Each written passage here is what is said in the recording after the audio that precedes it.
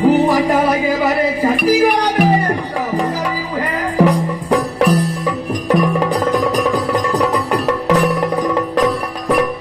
ಬರುವುದಿಲ್ಲ, ನನಗೆ ಮನಸ್ಸಿಲ್ಲ ಎಂಬುದಾಗಿ ಆಡಿದರು. ಪರಿಭ್ರಮೆಯಿಂದಲೇ ನನ್ನ ಮನಸ್ಸನ್ನು ಬದಲಾಯಿಸುವುದಕ್ಕಾಗಿ ನೋಡುತ್ತಾ ಇದ್ದೀರಾ. ಏನಾಡಿದಿರಿ? ದೇವೇಂದ್ರ ಬಂದು ಆಡಿದರೆ ಬರುತ್ತೆ ಎಂಬ ಹಾಗೆ. ಏನು ನನಗೆ ಆಜ್ಞೆ ಕೊಡುವಷ್ಟು ದೊಡ್ಡವನಾದನೆ ಆ ಶಿವಪಾಲ? ಇಲ್ಲವೇ ಇಲ್ಲ. ಇನ್ನು ಬ್ರಹ್ಮದೇವ ತನ್ನ ಪುತ್ರಿಯನ್ನೇ ಮದುವೆಯಾದಂತಹ ಬ್ರಹ್ಮದೇವನ ಮಾತನ್ನು ಕೇಳುವಂತಹ ಮನಸ್ಥಿತಿಯ ಅವಳಲ್ಲ ನಂದಿನಿ. ವಿಷ್ಣು ಅದಲ್ಲದೆ ನಾರಾಯಣ ಹಾವಿನ ಮೇಲೆ ಮಲಗಿಕೊಂಡಿರುವಂತಹ ಆತನಿಗೆ ತನ್ನ ಲೋಕದ ಪಾಲಿಸುವಂತಹ ಜವಾಬ್ದಾರಿ ಇದೆ ಅಂತೆ. ಆದರೆ ನಂದಿನಿಯನ್ನು ಪಾಲಿಸುವ ಜವಾಬ್ದಾರಿ ಇಲ್ಲ. ಕಂಡ ಪರಶಿವನೇ ಬರಲಿ, ಆ ಪರಶಿವನ ಮಾತನ್ನು ಕೇಳುವವಳು ನಂದಿನಿಯಲ್ಲ.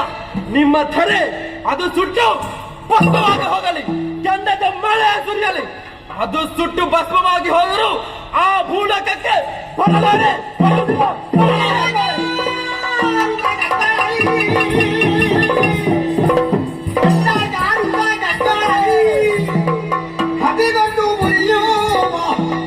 ಪ್ರಚಂಡ ವಿಲಯ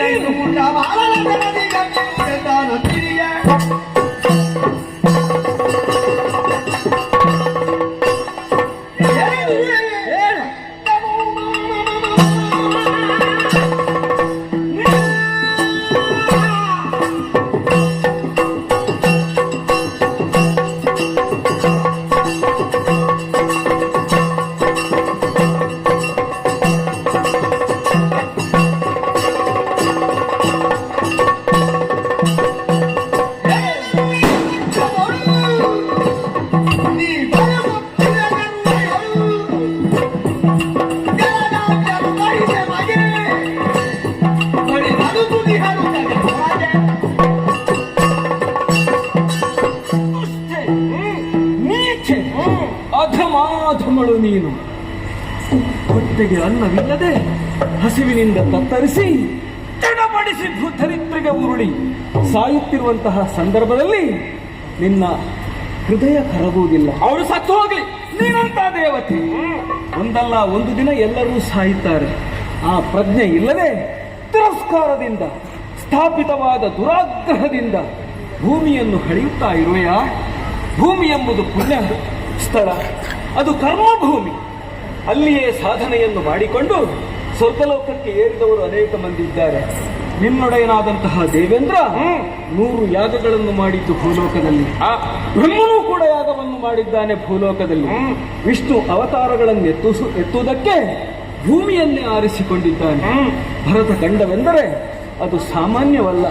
ಅಲ್ಲಿ ಹೆಜ್ಜೆ ಹೆಜ್ಜೆಗೂ ತೀರ್ಥಗಳು, ಹೆಜ್ಜೆ ಹೆಜ್ಜೆಗೂ ಪಾವನವಾದಂತಹ ಸ್ಥಳಗಳು, ಹೆಜ್ಜೆ ಹೆಜ್ಜೆಗಳು ಋಷಿಮುನಿಗಳ ಆಶ್ರಮ. ಹೀಗೆ ಪರಮ ಪಾವನವಾದಂತಹ ಭೂಲೋಕವನ್ನು ಹೇಳಿದೆಯಾ? ಇದು ನಿನ್ನ ಅಹಂಕಾರದ ಪರಮಾವಧಿ. ಅವನಿಯ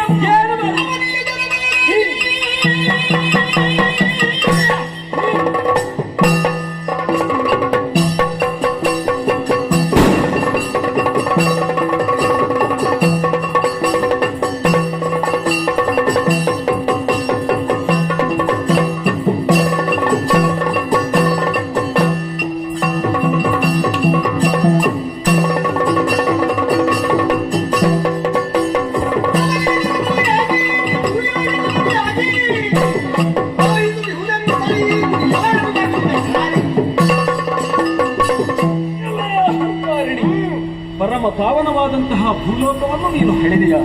ಭೂಮಿಯ ಯೋಗ್ಯತೆ ನಿನಗೇನು ಗೊತ್ತು? ಏನು ಅಂತಹ ಭೂಮಿಯನ್ನು ನೀನು ತಿಳಿದುಕೊಳ್ಳಬೇಕು ಅಂತ ಇದ್ರೆ ನೀನು ಭೂಮಿಗೆ ಇಳಿಯಲೇಬೇಕು. ನಾನು ಕರೆದರೆ ನೀನು ಬರುವುದಿಲ್ವಲ್ಲ. ನಿನ್ನನ್ನು ಹೇಗೆ ಭರಿಸಬೇಕು ಅಂತ ನನಗೆ ಚೆನ್ನಾಗಿ ಗೊತ್ತು. ಹಿಡಿ ಶಾಪ, ನೀನು ನದಿಯಾಗಿ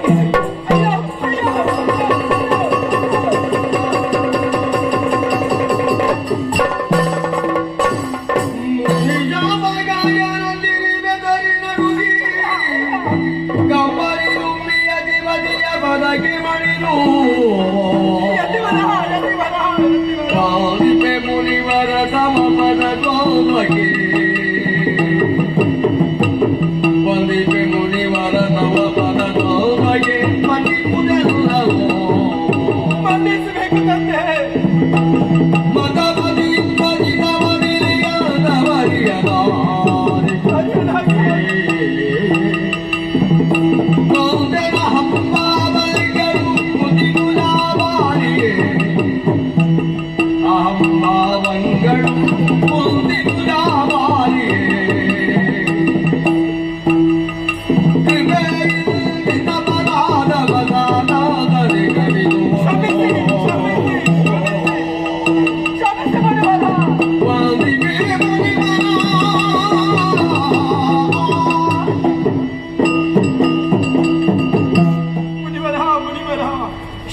ಶಾಂತರಾಗಬೇಕು. ಇದು ನಿಮ್ಮ ಪಾದದ್ವಯಗಳಿಗೆ ವಂದಿಸಿಕೊಂಡಿದ್ದೇನೆ.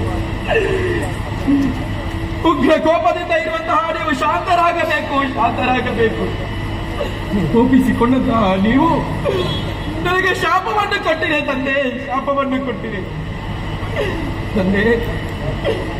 ದೇವಲೋಕದಲ್ಲಿರುವಂತಹ ನಂದಿನಿ ಎಂಬಂತಹ ಅಹಂಕಾರ ನನ್ನ ಮನಸ್ಸಿನಲ್ಲಿ ಅಡರಿತ್ತು ತಂದೆ, ಅಡರಿತ್ತು. ಆದ್ದರಿಂದಲೇ ಭೂಲೋಕವನ್ನು ನಿಂದಿಸಿದೆ, ಜರದೆ ನಾನು.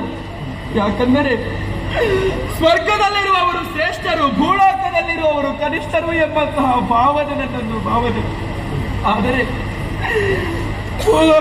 ಭೂಲೋಕವನ್ನು ಉದ್ಧಾರಪಡಿಸಬೇಕು, ಅದು ನನ್ನ ಕರ್ತವ್ಯ ಎಂಬಂತಹ ಪರಿಜ್ಞಾನವನ್ನೇ ಮರೆತೆ ನಾನು ಮರೆತೆ. ಆದ್ದರಿಂದಲೇ ನಾನು ನಿರಾಕರಿಸಿದಂತಹ ಸಮಯದಲ್ಲಿ ಕೋಪಗೊಂಡು ಶಾಪವನ್ನು ಕೊಟ್ಟಿರೆ, ಶಾಪವನ್ನು ಕೊಟ್ಟಿರೆ ತಂದೆ. ಎಲ್ಲವನ್ನು ತ್ಯಜಿಸಿದಂತಹ ನೀವು ಲೋಕದ ಒಳಿತಿಗಾಗಿ ಬಯಸುವವರು ತಾನೆ. ಹಾಗಿರುವಾಗ ಲೋಕದಲ್ಲಿರುವವರೆಲ್ಲರೂ ನಿಮಗೆ ಮಕ್ಕಳ ಸಮಾನರು ತಾನೆ ತಂದೆ. ಹಾಗಿದ್ದರೆ ನಾನು ನಿಮಗೆ ಪುತ್ರಿಯಲ್ಲವೇ? ಮಕ್ಕಳು ತಪ್ಪು ಮಾಡಿದಾಗ ತಂದೆ ತಾಯಿಯರು ತಿದ್ದಿ ತೀಡಿ ಬುದ್ಧಿವಾದದ ಮಾತುಗಳನ್ನು ಹೇಳಿ ಸರಿದಾರಿಗೆ ತರುತ್ತಾರಂತೆ. ನನಗೆ ಶಾಪವನ್ನು ಕೊಟ್ಟಿದೆ ತಂದೆ. ಹೇಗಾಯಿತು ಗೊತ್ತೇ? ಗುಬ್ಬಿಯ ಮರಿಯ ಮೇಲೊಂದು ಬ್ರಹ್ಮಾಸ್ತ್ರವನ್ನೇ ಪ್ರಯೋಗಿಸಿದ ರೀತಿ ಆಯಿತು ತಂದೆ.